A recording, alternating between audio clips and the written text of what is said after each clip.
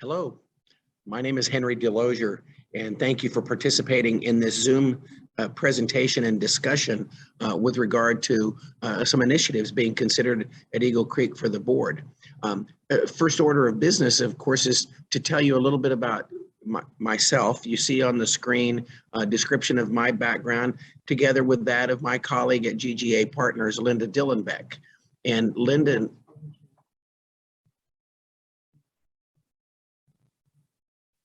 looks like I've failed to share the screen. I apologize to you, and let's see if we can do that.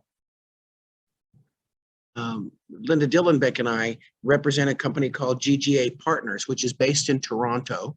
We work from Phoenix offices. We also have offices in Dublin, Ireland, that tends to our European and Middle Eastern clients, as well as Bluffton, South Carolina, that tends to our executive search practice. GGA is a consulting firm that specializes in private clubs and private club communities. And an important distinction here is as it relates to our work at Eagle Creek, our consulting services are limited strictly to helping the board with these presentations and to present them in an even and balanced manner, being independent and objective in that process. We are working and drawing a lot of the data and facts from the drawings and renderings that are going to be shown to you from two design professionals right here in the Naples area. First is David Humphrey, whose company has worked with Eagle Creek for, gosh, 16 years. Dave certainly knows his way around the architectural trade and is a recognized expert in his work here and many other places. Megan Coland has done a lot of the interior design work. Megan works at Wegman Design Group and has terrific perspective and experience with fine clubs like Eagle Creek. So you're going to see the fruits of their work. I'll be referencing some of the statements that Dave has made in other of the listening sessions in hopes that it gives you a little bit of texture and background for your understanding of the materials that we're going to cover. What we're trying to do here is to give you a frame of reference and an insight into some of the recommendations that are being considered for refreshing and updating Eagle Creek's amenity profile.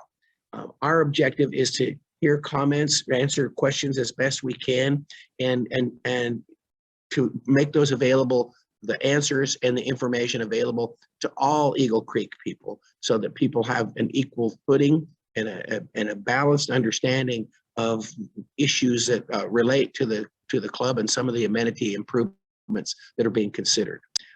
As I said before, and I maybe say too often, we're not trying to influence your thoughts at all, other than to make you informed. That's the number one priority as far as we're concerned. If you should have questions during this Zoom session, feel welcome to enter them into the text box. We'll do our best to answer them. For any questions that are raised where we simply don't have an answer at this point, I'll so advise you, and then we will show you as we're wrapping up the presentation a link on the club website where you can go and collect this information once we've been able to source the background data and validate that the answers that we're providing are accurate and true. So let's jump in and see what we should be talking about.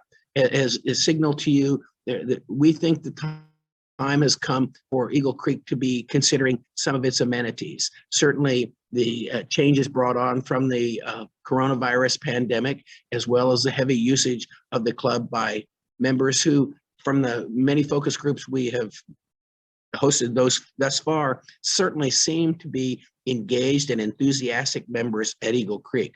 One of the keys, of course, is trying to find amenities that will help you to maintain the stature and good standing of Eagle Creek within its market area. There are a number of things that pop up that are on the hit list to be addressed in terms of improvements. First of all is the roof, which needs to be addressed as a part of the overall clubhouse plan, and that roof comes with a certain amount of baggage because a lot of people feel that they have information on that. Our advice to you as a visitor to the club is be sure you're getting the most current information, be sure that it's accurate, and we'll do our part to see that we post the information that we've collected and that as far as what we understand to be the facts regarding the roof. What Dave Humphrey, the architect, has indicated is that the roof was not properly installed some 16 years ago, and it now has a problem with leaking. And then some of the changes that are being suggested as far as the overall clubhouse that are going to be shown in just a few minutes dictate that there's a need for adding roofing material in places. And so this might be the ideal time to go back and correct the roofing issues that have persisted through these years. Likewise, the portico share on the front of the building is not conforming to current codes as it relates to access to the building, especially for emergency vehicles. And again, is it mandatory that you have to change those things?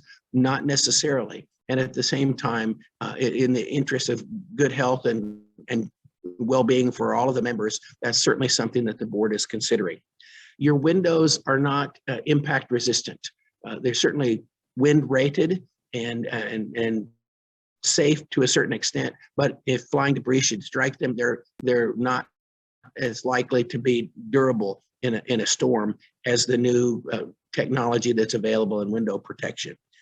Some people view your locker rooms as being outdated or tired and in some ways unwelcoming. So that's another matter that's being considered as it relates to upgrading the amenities here in the clubhouse. And then, of course, just the overall wear and tear, the subtropical climate is such that the furniture, fixtures, and carpet certainly show the effects of the 15 years of use since they have been installed. You'll recall that this is not the first time around on some of these topics. There was a renewal plan presented in 2020 that was voted down by members. The board, various committees of the board have been working on changes to the plan and updating some of the plans to get more information and address some of the concerns that were expressed previously. In fact, some of those concerns go to the proposed design that was brought forward, which was, by the way, which was not a Dave Humphrey design. And they had concern that there were certain attributes of the club that were lost, like the wood feel, the appearance of the warmth that came from that wood. And so what you're about to see is going to go back and try to address some of the concerns and criticisms that were made of the 2020 plan so that you can be sure that you're preserving the characteristics that you believe are most unique to Eagle Creek. So let's look at some of those kind of changes that can come about as a result of the board's follow through on the 2020 vote and understanding from focus groups, from surveys, from one-on-one interviews, what are the changes that are most desired and how should they be implemented? And I think you'll find that if most of all, it is a chance to try to incorporate the most appealing elements of the 2020 plan. As I mentioned, maintaining that wood character that people seem to like, and then of course, addressing some of the safety and code requirements for the clubhouse. Again, just to bring back into focus, the roof, the windows, locker rooms, outdoor dining on the South Terrace has become such an important characteristic that's being addressed as a part of this plan, as well as finding the way to create a veranda off the Cypress Room and a new patio with enhanced lifestyle components, and then of course refreshing your dining spaces and creating a gathering space off the front lobby for people who need to have meetings at the club. That this is a space that is believed to be something that's needed by a great many of your members. So now I'm going to jump in and show some of the design changes that Dave Humphrey and Megan Colin have developed and see if we can walk you through some of the considerations that are being made. First of all, you see from the clubhouse floor plan, what you see on the screen right now is the existing plan. And the characteristics and the locations where the most significant changes are anticipated right up at the front door, which is in the center of the bottom of the screen. And at the front door, of course, there's a plan to address the portico share, and I'll show you a rendering of that in just a moment. And then the other point a location in the building where there's significant change anticipated is where you see the bar area, the long linear bar that's shown in the just to the right of center, near the dining terrace. Those are areas where you're going to see some significant changes, and I'll try to show those to you, and then we'll show you some renderings so that you can better understand what's being contemplated there. You see on the screen now, this is the proposed clubhouse floor plan with changes. First of all, again, down in front center, you see the lobby shown, and you see the indication of a shadowed area where the porte cochere would be upgraded to current code. You also see that there is the gathering room that to which I made reference that will certainly be a meeting place for members and committees and the board itself. That then comes with right next to the women's locker room, the men's locker room. You see some changes in green that are anticipated for the golf pro shop, mostly in the way of additional storage and workspace. As you go down the hallway into the grill room, you start to see the changes that have been proposed as it relates to the bar itself. The long linear bar is being replaced by an oval shaped bar, and what you see is within that bar there's a separation so that the wall, which is currently at the back of the grill room, the windows would be replaced by accordion style window doors, so that when weather permits, you could have an open air dining experience that would connect the grill room to the dining terrace, creating a terrific new social space and also opening up the opportunity for more capacity to a certain extent. You also see that the oval bar is intended to be of service to people dining indoors or outdoors, with the assumption that at such time that the doors are closed and outdoor service is not available due to weather or seasonality, that the bar would be essentially operational on half a basis, and you can see the ramifications of that. A number of people who have attended the listening sessions have voiced concerns about the number of seats, about the amount of capacity.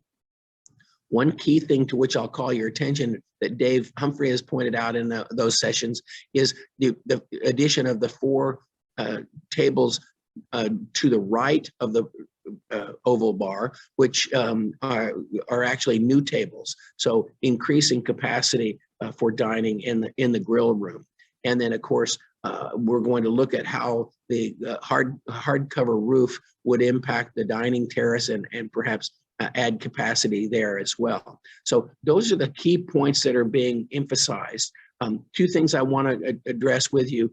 The kitchen is not expected to be remodeled, refreshed in any way. You see it shown as a gray area on the plan, and it is to be left intact, having been updated not too long ago. And then in the blue area, which is the Cypress room, and carrying on around the back of the building, is expected to receive a light refreshing as it relates to carpeting, wall coverings, just make it a little bit fresher, and at the same time, not a major overhaul there. I also call to your attention, outside the Cypress room, you see the intention to add that patio with fire pits, so that you're able to enjoy that outdoor space and the socialization around that when season and weather allow. Let's try to take a little bit of a rendering tour as you go through the building. You see, as I said, the changes brought on by way of the renovation of the porte cochere and its elevation, and that elevation changes the front appearance of the building somewhat. You notice within the gables there are windows that Dave Humphrey has called out are intended to help bring more natural light down into the arrival area and to create a more welcoming experience as people are arriving at the club. And that gabled location is also intended to serve as the primary entry point for the club. Next is, as you're walking in the front door, on the left, you see the intended space for the gathering room. And then, of course, you go right on down the hall, enjoying the wood features that people have expressed that they like so much, as well as the flooring that brings in the wood feel as well. So the gathering space near the lobby, certainly meant to be convenient for everyone, and then maintaining the wooden features of the club is a consistent theme throughout these renderings and this redesign. Refreshing the grill bar, you see the wood, you see the idea of the swivel chairs at the bar. The idea is, of course, to bring the outdoors into the grill area and make it more of a social experience, and also connect for service reasons and efficiencies. It also gives you the opportunity to connect the grill area and the outdoor dining terrace. And then, of course, the other thing to which Dave has called attention is the small TVs above the bar for those who wish to watch a ball game or see the news as they're having a drink or having a snack. In the grill lounge area, you see in the background of that rendering, you see the oval bar shown again, and you get a feel for the warmth and the cozy sort of feeling that comes from the refreshed area that is intended to maximize opportunities for socialization and give people a chance to reconnect with fellow members and friends and neighbors. Assumed here is the idea that there will be new furniture, new fixtures, and flooring to complement the bar design.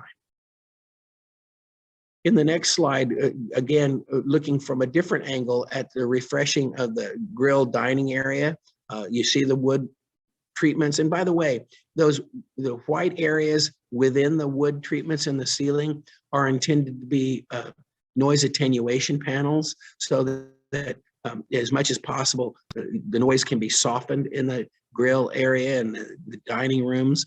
One of the criticisms that users have made of those spaces is that they can get a little bit noisy sometimes because the sound is bouncing off the hard windows and walls. And so this is an attempt to kind of soften that in some ways. And then, of course, trying to maintain the warmth that members have said that they like. So that becomes a real key. You see the color schemes, you see the personality of the space, and you'll judge for yourself how you like that or not. In the dining area, you see a little bit different effect as you start moving around the clubhouse, the back of the clubhouse, and you're able to see that this area is a little bit different. The wood is changed in color somewhat, with accent colors that are carried throughout the flooring and throughout the interior decor. The lighting is a little bit different in this space, again, trying to just create a little bit more of an elegant dining experience as opposed to the casual nature for the grill. And then, of course, one of the biggest parts of this plan is the expansion of the outdoor dining terrace and putting a hard cover roof over it. You see the roof, which extends all the way out to the edge of your existing patio, the new patio. Dave Humphrey has pointed out to a number of folks that it just so happens that the configuration of that patio is such that the pillars that would hold up the roof can be placed within about 14, 18 inches of the edge of that terrace and not require any further changing of the flooring that is already in place on the terrace. Of course, an increased number of seats that become pretty attractive for people. And when I say pretty attractive, from a standpoint of comments that we've heard in the listening sessions. And then the other component that has brought attention has been the windows, again, bringing in natural light, creating a shadowing effect within the space, and giving that feeling of openness and warmth that people find attractive based on their comments.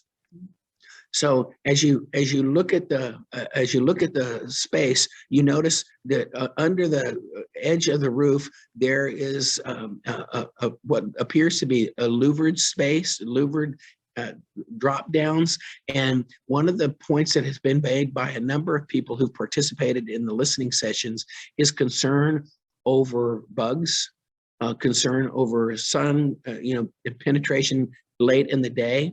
And what Dave Humphrey has indicated is that it is his intention that behind those shuttered treatments under the roof will be a drop-down screen that can be used to control the insects and also provide shade from the afternoon sun. So those aspects are important ones based on what people are saying in the listening sessions. They may be important to you as well. So that's why I called them out. Dave has emphasized a couple of other points as he's shown this this rendering. First of all, trying as much as possible to create a visual connection from indoors to out, so that you're connecting to the water, you're connecting to the green grass of the golf course in ways that people can feel very much like they're just right in the middle of things. And so again, I encourage you, take note of that. You'll make your own decisions as it relates to whether you think that's a good idea or not. And so as you look at the expansion, as you look at the roof line and the considerable increase in the amount of roofing, it comes all the way back around to, if you're changing the roof that much, then it's certainly time to fix some of the shortcomings that the roof has been experiencing over these recent decades. As you move forward and you look at all this, if you're like me, you're kind of thinking, well, I wonder how much all of this is going to cost. This sounds like a pretty big project. And you see on the screen before you an estimated cost that includes contingencies that ranging from $9.2 to $9.8 million. And I want to tell you where those numbers have originated. Knowing that we were going to make this presentation and anticipating that a lot of people would say, okay, well, this kind of looks pretty or not. How much is this going to cost? And so Dave Humphrey went to a person with whom he has worked in the area on other clubhouse projects, D. Garrett Construction. And Mr. Garrett and Mr. Humphrey came back after having assessed the plan on a foot-by-foot basis, area-by-area basis, and trying to tally up how much do we think this will cost. As is always the case with a construction project of this scale, they anticipated a 10% contingency that would be built into the pricing. Given the current uncertainties around inflation, current volatility with regard to supply chain, they added a further 5% contingency. So the numbers you see contain a 15% contingency against the possibility of cost adjustments or cost variables. And I think that, again, you want to know those things. I want to emphasize for you, this is an estimate. And as a result, it's going to change. I don't think it's even a matter of saying it might change. It's going to change. Things will either improve and costs will become more efficient or not. So we encourage you, pay a great deal of attention to that. Consult your own level of skepticism or cynicism as it relates to what do we think is going to happen, but pay attention. Be alert to the fact that this is a big project. It will bring with it a certain level of concern over costs, and we want to know what the current numbers are going to be. To that end, I've had a chance to speak with your chair of the finance committee for the club, and have learned that the club is looking at working with a local bank to finance this sum, 9.2, 9.8, whatever it becomes, with a 10-year note, and working on the assumption that it'll be the capital dues paid in by club members that will be used to help retire that debt. Again, I encourage you want to stay current with information. It's only reasonable to assume that if you're adding almost $10 million worth of debt, your capital dues level may increase. So knowing that you pay those quarterly, it's important, and I'm sure the finance committee will do their part to see that everyone has access to the most current information. But we're going to show you a location where you can be collecting information from time to time as you want it. So know that these estimates have been developed by people who are savvy. This was not someone who just started pulling numbers out of the air. In fact, They've tried to apply that in terms of what's actually happening on the ground in the East Naples area currently. As you think about these member sessions, and participation has been brisk. We've had great discussions. Over 200 people have already participated in the listening sessions, and there are certain bits of information that we've been collecting. Linda and I will be reporting back to everyone in a written form so that everyone will have access to the same information. We'll know what our interpretations of the feedback have been, and also we'll see what recommendations we at GGA, acting independently, are bringing forward to your board and the various club leaders. If things go as anticipated, the club leaders would like to bring this matter to a vote as soon as next month. And so from that standpoint, the board has also determined we're not going to move forward unless we have at least a 60% level of support. And again, responsible governance, and it's a chance for everyone to participate. The next thing that comes up, of course, is you say, okay, so if it's voted down, we're not going to do anything. If it's voted with support, then what happens? To take advantage of the economies of scale, to minimize the amount of inconvenience that members experience while this work is being done. The objective is to begin the project as soon as April of 2023. Dave Humphrey has indicated that he and Mr. Garrett believe that the timing required will be about 7 to 8 months to do the work that's being considered here. So if you look at that, you say, so if we started in April of 2023, that means that there will be some level of construction in process and underway throughout the remainder of 2023 and finishing sometime in early 2024. Again, my responsibility is to try to be realistic and candid and say, I think that 7 to 8 month time period seems pretty responsible based on my experience in the business. However, I suggest to you again, don't just assume that everything will go perfectly, because it won't. The fact of the matter is there are disruptions in the supply chain, there are difficulties on any number of levels. And so again, you want to pay attention to what's being done. If the timeline adjustments are required, you want to know what they are so that you can start to make your own plans and develop your own expectations. So with that said, project timing, project financing are taking shape, and you now have access to the most current of both. We appreciate your participation today. We also have appreciated the terrific participation we've had at Eagle Creek in person for the listening sessions. All of the information, including this PowerPoint and this video that's being recorded with today's session, will be available to you at the link that's shown on the Eagle Creek Golf and Country Club website. Click into that. Follow it with frequency. Our work, as I say, from GGA will all be posted there. We're encouraging your board and your committees to use this destination as the repository for updates that come along that deserve the attention of the members. So read all the information. If you don't understand things or if you don't like things, ask questions, participate. This is a process where your board is trying to be transparent.